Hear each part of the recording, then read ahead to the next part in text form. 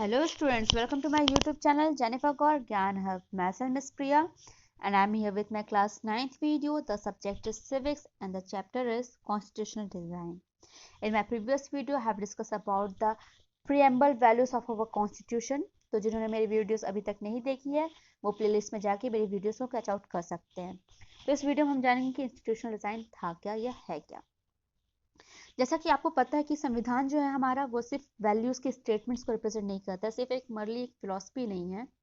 हमारा जो संविधान है वो क्या करता है, कई तरह के वैल्यूज को क्या करता है, इंस्टीट्यूशनली डिवाइड करता है, अरेंज करता है। तो संविधान काफी डिटेल्ड था, हमारा काफी लेंथी था। तो हमारे जो संविधान जिन्होंने क्राफ्ट किया था उन्होंने ऐसा महसूस किया कि जनता के एस्पिरेशंस के द्वारा या जनता के सहज के द्वारा क्या हो सकता है, इनमें तब्दीली करने का मौका दिया जाएगा। क्योंकि उन्हें पहले ही ऐसा महसूस हो गया था कि आने वाले टाइम में चेंजेस होंगे, जरूरी नहीं कि उस टाइम का जो प्रेजेंट था वो आने वाले फ्यूचर में भी एज इट इज रहता। जैसे कि हमने पहले देखा कि सिर्फ पहले डॉक्टर भीमराव अम्बेडकर जो थे वो सिर्फ ST/SC रिजर्वेशन लेकर आए, पर कुछ टाइम बाद क्या हुआ, OBC रिजर्वेशन आया। और अभी पिछले साल की हम बात करते हैं 2019 की, तो जो हमारे नरेंद्र मोदी जो हमारे प्रधानमंत्री साहब हैं उन्होंने क्या किया, EWS रिजर्वेशन मतलब जनरल कैटेगरी में भी 10% कोटा वो लेते आए। किसके लिए, जनरल सामान्य जाति के लोगों के लिए, इकोनॉमिकली वीकर सेक्शन लोगों के लिए उन्होंने 10% रिजर्वेशन लाया।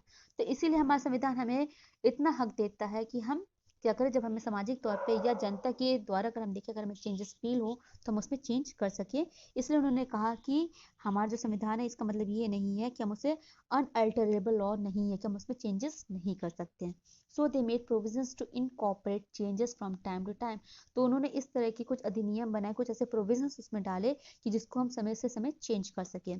This changes are called constitutional amendments. और उन्हीं चेंजेस को हम क्या किस नाम से जानते हैं, कॉन्स्टिट्यूशनल अमेंडमेंट्स के नाम से जानते हैं।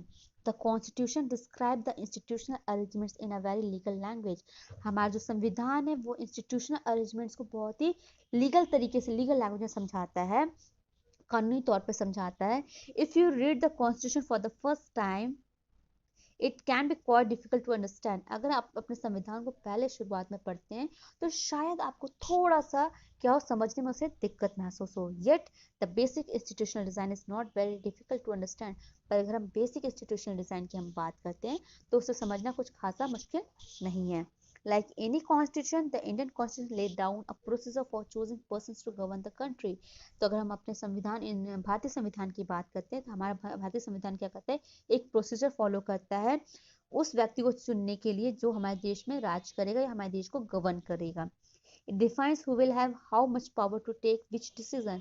हमारा संविधान हमें उस व्यक्ति को बताता है, हमें बताता है कि कौन सा व्यक्ति उस पावर को लेगा और उस पावर के अकॉर्डिंग उसे कैसे वर्क करना है। ये नहीं कि एक बार किसी के पास पावर हो गया तो वो अपनी मनमानी कर सकता है, नहीं।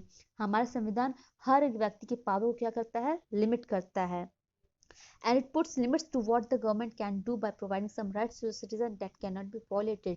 और हर सरकार अपनी मनमानी ना कर सके इसके लिए क्या करती है, हमारा संविधान उनके ऊपर लिमिट लगाता है। किनके द्वारा लिमिट लगाता है, जनता के द्वारा। अगर जनता चाहे तो जनता की राइट्स को वो क्या कर सकते हैं, वॉलेट नहीं कर सकते, उसको नुकसान नहीं पहुंचा सकते हैं। द रिमेनिंग 3 चैप्टर जो आने वाले तो 3 चैप्टर उसमें हम जाने कि इंडियन कॉन्स्टिट्यूशनल डिजाइन क्या है, इंस्टीट्यूशनल डिजाइन क्या है।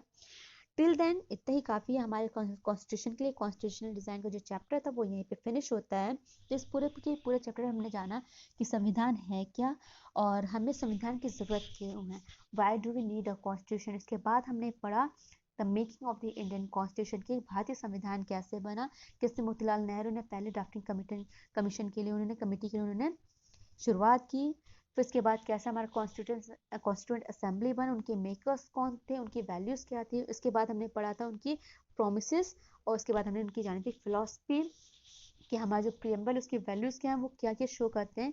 और इस पूरे के पूरे चैप्टर में जो हमें निष्कर्ष निकलता है, जो कंक्लूजन निकलता है वो यही है, we the people of India, कि हमारा जो संविधान है वो पूरे की पूरे किस पे निर्धारित है, किस पे आधारित है, हमारे ऊपर आधारित है, हमारे इंडियन सिटीजन के ऊपर आधारित है। तो आई होप कि आपको ये पूरा का पूरा चैप्टर समझ में आया होगा। अगर आपको कोई प्रॉब्लम है तो आप मेरी पिछली वीडियो जरूर देख सकते हैं। कोई दिक्कत है तो आप मुझे कमेंट सेक्शन में कमेंट करके बता सकते हैं। Till then take care and thank you for watching my video.